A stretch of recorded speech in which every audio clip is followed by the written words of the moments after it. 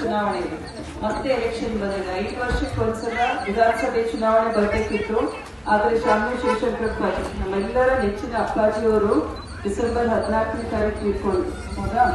ಅಪ್ಪಾಜಿಯವರನ್ನ 6 ಬಾರಿ ನೀವೆಲ್ಲರೂ ಗೆಲ್ಸಿದ್ದೀರಾ. ಇವತ್ತು ಅವ್ರ ಮೊಮ್ಮಗ ಸಮರ್ಥ ಶಾಮನೂರು, ಅವ್ರಿಗೆ ಕೇವಲ 27 ವರ್ಷ. ಆದ್ರೆ ಅಪ್ಪಾಜಿಯವ್ರ ಜೊತೆಗೆ ನನ್ನ ಜೊತೆ, ಆಮೇಲೆ ಅವರ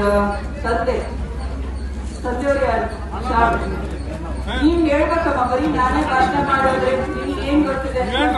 ಶಾಮನೂರ್ ಮಲ್ಲಣ್ಣರವರ ಶಾಮನೂರ್ ಮಲ್ಲಣ್ಣರು ಅವರು ಕೂಡ ಉಸ್ತುವಾರಿ ಸಚಿವರಿದ್ದಾರೆ.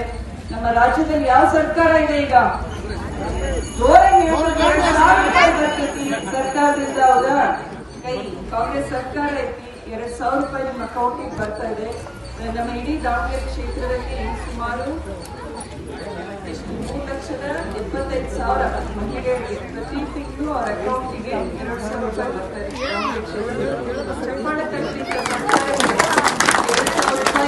ಹೆಣ್ಮಕ್ಳು ಕೂಡಿಟ್ಕೊಂಡು ದಿನ ಖರ್ಚಿರ್ಬೋದು, ದಿನ ಬಳಕೆ ಸಾಮಾನು ತಗೊಳ್ತಾ ಇದ್ದಾರೆ. ಕೆಲವರು ಶಾಲೆ ಫೀಸ್ ಕಟ್ಕೊಳ್ತಾ ಇದ್ದಾರೆ.